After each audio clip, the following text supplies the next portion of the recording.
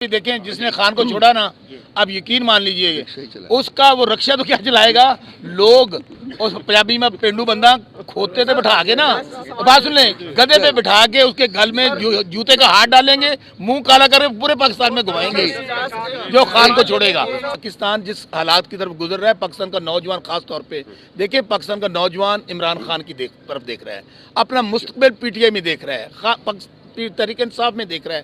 میں دوبارہ اپنی بات ختم کرنے سے پہلے، چونکہ بات لمبی ہو جائے گی، یہ NA-163 کی مثال میں نے اس لیے دی، یہ آل اوور پاکستان ہے، یہ امانت ہے سیٹ حلقے والوں کی اور عمران خان کی۔ انشاءاللہ ہم سب لوگ واپس لیں گے اور ہم سب لوگ انشاءاللہ اسمبلی میں ہوں گے، کیونکہ یہ خان کی امانت الیکشن ہے۔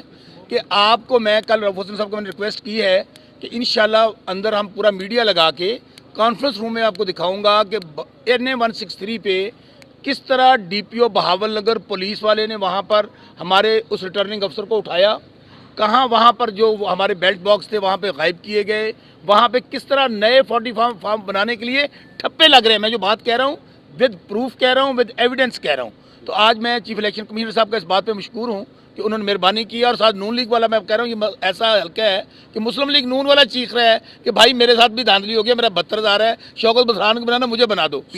پی ٹی آئی اور پی ایم ایل این اکٹھے ہو گئے۔ سو کہنے کا مقصد یہ ہے کہ ابھی بھی وقت ہے، ہمیں اعجاز صاحب کو 1 منٹ، انہوں نے کہا میں نے ایک بات کرنی۔ جی السلام علیکم جی، دو نہ کریے۔ میں صدر ہوں سینٹرل پنجاب کا، لاہور بیسڈ۔ میں صرف لاہور کے بارے میں 2 جملے کہنا چاہتا ہوں۔ آپ جانتے ہیں لاہور میں ہم نے کن حالات میں الیکشن لڑا ہے، صرف یہ ثابت کرنے کے لیے کہ آج بھی نون لیگ کا گڑھ ہے۔ انہوں نے رائل فیملی کی 4 سیٹیں رات کو چینج کی ہیں دھاندلی کر کے۔ نواز شریف ہار چکے تھے ڈاکٹر یاسمین راشد سے، مریم نواز ہار چکی تھی، حمزہ شہباز ہار چکے ہیں، اور شہباز شریف صاحب بھی ہار چکے ہیں۔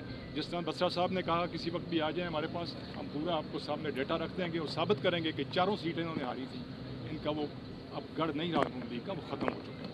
انہوں نے دھاندلی سے ثابت کرنے کی کوشش کی۔ جی آپ سوال لے لیں زاہد صاحب جو ایک ایم این اے لاہور سے، کیونکہ انہوں نے لاہور کی بات کی ہے، وہ تو اپنی پوزیشن چینج کر چکے ہیں، باقی بھی 2-3 آپ کے ایسے لوگ ہیں جو غائب ہیں۔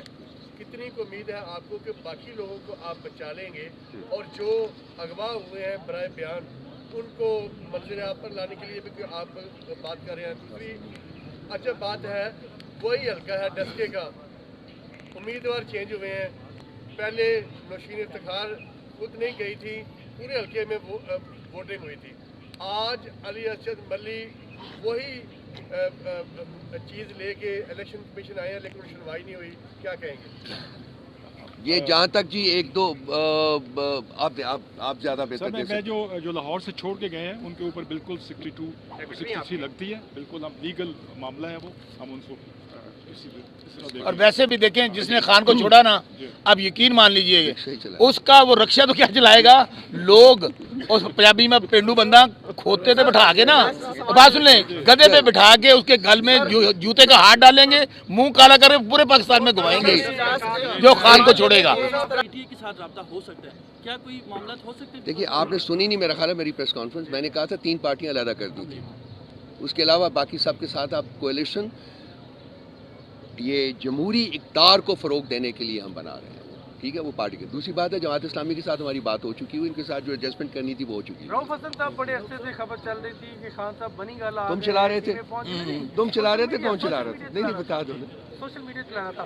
آج اس حوالے سے کوئی بات ہوئی کہ بشرا بی بی کہاں ہوں گی، اور خان صاحب نے کوئی اس حوالے سے بات کی؟ وہ خود بھی کہا رہنا پسند۔ دیکھیے ہم نے پٹیشن دائر کر دی ہوئی ہے، بشرا بی بی نے دائر کی ہوئی ہے، اور وہ پٹیشن میں انہوں نے کہا ہے کہ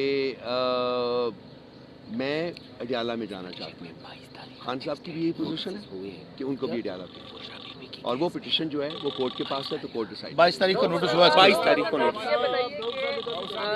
خیبر پختونخوا میں ایک دم سے الزامات لگنا شروع ہو گئے ہیں کہ خیبر پختونخوا میں بڑے پیمانے پر بےضابطیاں ہوئی ہیں، نون لیگ اس کے اوپر فوکس کر رہی ہے، اس کا ایک جواب دیجیے گا۔ دوسرا، آپ کی صدر مملکت سے ملاقات ہوئی تھی، عمیر نیازی بھی آپ کے ہمراہ تھے، آپ نے جو بھی الیکشن کے حوالے سے چیزیں ان کے سامنے رکھی، ان کا کیا موقف تھا، ان کا کیا کہنا تھا؟ چور کو چور ہی نظر آتے ہیں، چور کو شریف آدمی کبھی نہیں بولا، یہ جو میں نے کہا ہے وہ شریفوں کے بارے میں کہا ہے۔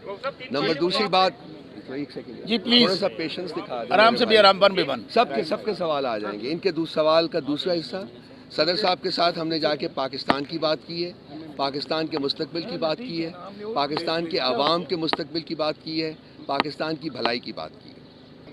چلے فافن کی بیک گراؤنڈ بھی سب جانتے ہیں, فافن کی بیک گراؤنڈ بھی سب جانتے ہیں, وہ کس کے بہاف کے اوپر بولتے ہیں. نمبر 1 بات. نمبر 2 بات, باقی جو چیزیں جو کہہ رہے ہیں کہ ہلکے کہاں دھاندلی باندلی ہوئی ہے, ان کے پاس فورم موجود ہیں, جائیں, ٹھیک ہے, جب جو جائیں جا کے فورم کو اپروچ کریں, رائٹ.